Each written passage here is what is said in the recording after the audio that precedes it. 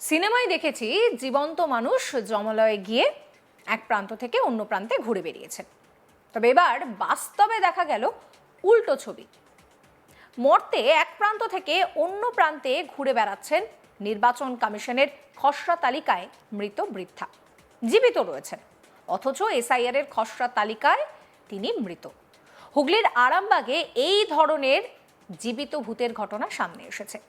এখনো সুস্থ সবল রয়েছেন আরামবাগের সালেপুর ২ নম্বর পঞ্চায়েতের বাসিন্দা ৮৩ বছরের প্রভাবতী ভৌমিক।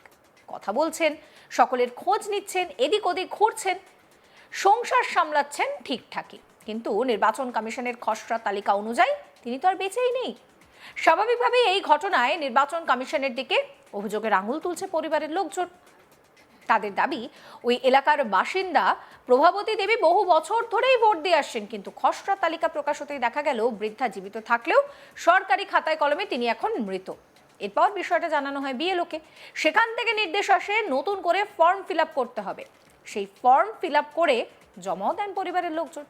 কিন্তু এরপর আদৌ বৃদ্ধার নাম ওই ভোটার তালিকায় আসবে কিনা তা নিয়ে সংশয় রয়েছে।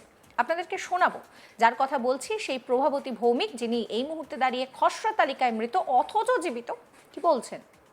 আপনি কি প্রত্যেক বছর ভোট দেন? হ্যাঁ, সববারে দিয়েছি।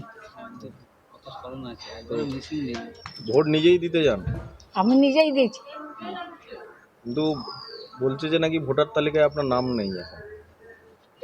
যারা বোকা কেটে দিয়েছে আমি কি করব? আপনি তো আছেন, কিন্তু আপনাকে মৃত বলে দেখানো হচ্ছে ভোটার তালিকায়। দিতে যাবো নি। ভোট দিতে যাবেন তো? আমাকে গাড়ি করে আনতে আসবে, হেঁটে হেঁটে চলে গেছি। তাহলে হুম। এবার কি হেঁটেই ভোট দিতে যাবেন না গাড়িতে যাবেন? হেঁটে হেঁটেই যাবো। হেঁটে যাবেন। হেঁটে হেঁটে গেলে রাস্তা দেখা যাবে, জানো। ভোটার তালিকা থেকে নাম বাদ দিয়ে দিলে তো ভোট দিতে দেবে না। না দিতে হবে, ভালো হলো। যাবো নি তাহলে? কিন্তু ভোট তো দিতে হবে। তাহলে কি করে যাবো? নামটা কারা বাদ দিল কিছু শুনেছেন? অত কি করে জানবো? যারা বোকা হবে তারাই বন্ধ করবে। তো আপনি তো চাইবেন, ভোট দেওয়ার তো ইচ্ছা আছে। তাহলে যেতে হবে, যাবো। নাহলে যাবো নি, ঘরে বসে থাকবো। আপনার কত বয়স এখন? আর ঝড় বছর আকাল বছর 83 বছর বয়স। 83 বছর বয়স বলছি। ছেলেরা তাহলে হবে। হুম। নিজেই ঘোরাফেরা করেন এখন? আমি ঘুরতে যাই চারদিকে, কাজ বারে কিছু করি না। হুম। উমাশঙ্কর ভৌমিক, যিনি প্রভাদেবীর ছেলে, তার কথাও এবার শোনাবো আপনাদের। মায়ের 83 বছর বয়স। হ্যাঁ, উনি জীবিত আছেন। হাঁটাচলা করেন সব? হ্যাঁ, হাঁটাচলা, উনি সুস্থ, সব কিছু স্বাভাবিক, সব কিছু উনি সব। কি সমস্যা হয়েছে তাই? সমস্যা বলতে ধরুন এরকম মানে 2024-এর ভোটার লিস্ট থেকে মায়ের নাম বাদ চলে গেছে, আমি ব্যাপারটা কোনো রকমই জানি না। যখন এবার এসআর ফর্ম আসে না আসার পর যখন আমি খোঁজ খবর নিলাম, নিয়ে দেখা গেল যে হচ্ছে মায়ের 2024-এ নাম ডিলিট হয়ে গেছে, মাকে মৃত বলে ওনারা হচ্ছে জানিয়েছে। সেই কারণে মায়ের হচ্ছে এসআইয়ের মানে ফর্ম বাড়িতে আসে না, আর আমরা ফর্ম ফিল আপ করতে পারি না। গত 3-4 দিন আগে অনলাইনে মায়ের নামে আবার ফর্ম ফিল আপ করে দিয়ে নতুন ভোটার লিস্টের নামটা তোলা হয়। এই নিয়ে সবাই একটা আমরা আতঙ্কিত আছি যে কীভাবে এটা হলো, সেটা আমরা নিজেরাই তো মানে খুব চিন্তিত এই বিষয়টা নিয়ে। কার ভুল এরকম হতে পারে? কার ভুল হয়েছে বলে সেটা আমরা বুঝে উঠতে পারছি না, যে কীভাবে যে সেটা হলো সেটা নিয়ে আমরা বুঝে উঠতে পারছি না, আর আমরা জানতেও পারছি না যে কীভাবে কী। এটা তো নির্বাচন কমিশনের দায়িত্ব। এটা হ্যাঁ, এটা কমিশনের দায়িত্ব। ওনাদের এই বিষয়টা মানে সব কিছু ওনারাই দেখভাল করছেন, আর ওনার থেকে এটাই হয়েছে, পাল্টা গেছে। এখন মানে ভুলের জন্য হয়েছে বলেই সম্ভবত আমি মনে করছি। 2002 সালের যে লিস্ট বেরিয়েছিল ওটার নাম হ্যাঁ, আছে? মা কোনো ভোটে এখন মধ্যে অ্যাবসেন্ট নেই, প্রত্যেকটা ভোট মা দিতে গেছে। মানে আমাদের বাড়িতে কোনো ভোট দেয় না এমন কোনো খবর নেই। প্রত্যেকটা ভোট দেওয়ার পরেও মায়ের কী করে 2024-এর মানে ভোটার লিস্টের নামটা ক্যান্সেল হয়ে গেছে, বা ওনাকে মৃত বলে ঘোষণা করছে, ডেলিটেড বলে, সেটা আমি বুঝে উঠতে পারছি না কীভাবে কী ঘটলো বিষয়টা। যেসব ভোট হয়েছিল পঞ্চায়েত থেকে আপনার বিধানসভা, লোকসভা, কোনো ভোটে হচ্ছে মা ভোট দেয় না এমন না, মা ভোট দিতে গেছে। মা যেমন ভোটার মানে কী বলবো মানে স্লিপ একটা বাড়িতে আসে, সেই স্লিপ হচ্ছে বাড়িতে এসেছে, মা ভোট দিতে গেছে, এইভাবে মা ভোট দিয়েছে। কিন্তু এই রিসেন্ট 24-এ মায়ের হচ্ছে এই ঘটনা। আমি প্রচুর হয়রান হয়ে ভোগ করেছি। আমি বিডিও অফিসে গেছি, এখানে অনলাইন সেন্টারে গেছি, মানে অনেক রকম কথা বলেছে। কেউ বলছে আমরা করতে পারবো না, কেউ বলেছে এখন 2000 জানুয়ারি 4 তারিখের পর হচ্ছে এটা করা যাবে। তারপর বিএলও আমাকে একজনের নাম বললো, এক হচ্ছে অনলাইন সেন্টারে, সেখানে গেলাম। উনি বললেন যে এটা যদি আধার লিঙ্ক করা থাকে ভোটার কার্ডের, আমি করে দেবো।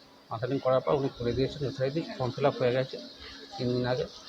এবারে তো রেজাল্টটা আসতে পরে আর কি। যদিও স্থানীয় বিএলও সমস্যার সমাধান হয়ে যাবে বলে আশ্বাস দিয়েছেন, কিন্তু কতটা আশ্বস্ত এই পরিবার হয়েছে তা এখনো বোঝা যাচ্ছে না। বিএলও কার্তিক চন্দ্র জানা কি বলছেন শোনাবো। সমস্যা বলতে ফর্ম বিলি করতে যাই, দেখি যে নামটা নেই, না থাকার কারণে ওদেরকে বলি 6 নম্বর ফর্ম ফিল আপ করে দাও, তাতে নামটা উঠে যাবে। কিন্তু একটু দেরি করে ফেলেছে, প্রবলেম থাকার জন্য, আধারে প্রবলেম ছিল। সেটা আধারটা প্রবলেম করার পরই আমি শুদ্ধ থেকে মোটামুটি ফর্মটা ও 6 নম্বর ফিল আপ করে দিই, এবং নামটা যাতে মানে চূড়ান্ত তালিকায় নাম উঠে সেটা সমস্ত ব্যবস্থা নিয়ে। তবে এই নিয়ে শুরু হয়েছে রাজনৈতিক চাপানুতর। ওই বৃদ্ধার বাড়ি গিয়ে পাশে থাকার আশ্বাস দিয়েছে তৃণমূল নেতৃত্ব। তাদের অভিযোগ, বিজেপির কথাতেই তড়িঘড়ি এসআইআর হচ্ছে, আর সেই কারণেই কমিশন এই ধরনের ভুল করছে। তৃণমূলের উপপ্রধান উত্তম বেরা কি বলছেন শোনাবো।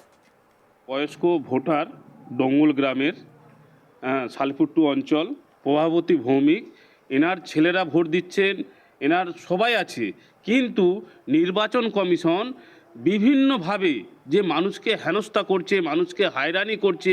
এই এত বৎসর বৃদ্ধ প্রত্যেকটা বৎসর লোকসভা থেকে বিধানসভা, পঞ্চায়েত প্রত্যেকটা ভোটে অংশগ্রহণ করে এবং ভোট দেয়।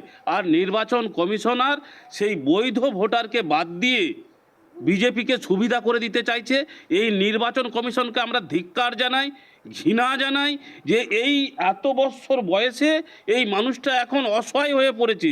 এই মানুষটাকে নিয়ে আমরা কোথায় যাব?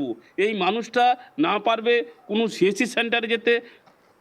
আমাদের যিনি বিএলও আছেন তিনি সেইভাবে সহযোগিতা করছেন, কিন্তু এইগুলোর ব্যাপারে ওনারা বলছেন অনলাইনে যেতে। এই বৃদ্ধ মানুষটা এই বয়সে আমরা কোথায় একে নিয়ে যাব? আমরাও তো ভেবে কুল পাচ্ছি না। পাল্টা জবাব দিতে দেরি করেনি বিজেপিও। আরামবাগ সাংগঠনিক জেলার সভাপতি সুশান্ত বেরার দাবি, এই কাজ রাজ্য সরকারি কর্মচারীরা করছেন, বিজেপির এর সঙ্গে কোনো সম্পর্ক নেই। বিজেপি নেতা সুশান্ত বেরার কথা শোনাবো আপনাদের। যেভাবে এসআইআর এর কাজ হয়েছে তাতে রাজ্য সরকারের কর্মচারীরাই কাজটা করেছে নির্বাচন কমিশনারকে সাহায্য করার জন্য। সেক্ষেত্রে আরামবাগ বিধানসভার অন্তর্গত সালেপুর 2 নম্বর অঞ্চলে ডঙ্গল গ্রামের প্রভাবতী ভৌমিকের নাম নাকি মৃত হিসাবে এসেছে, উনি বেঁচে আছেন। তো এই অভিযোগ তো ওনাদেরই কি রাজ্য সরকারের কর্মচারীদের করা দরকার? ওনারা কীরকম কাজ করেছেন? সুতরাং কাজের গাফলতি রাজ্য সরকারের কর্মচারীদের, এটা নির্বাচন কমিশনারকে দোষারোপ করা হচ্ছে। তো নির্বাচন কমিশনার কি করবেন? সমস্ত খবরের আপডেটের জন্য আপনাদের নজর থাকুক আজ তাক বাংলায়। চ্যানেলটিকে সাবস্ক্রাইব করতে ভুলবেন না।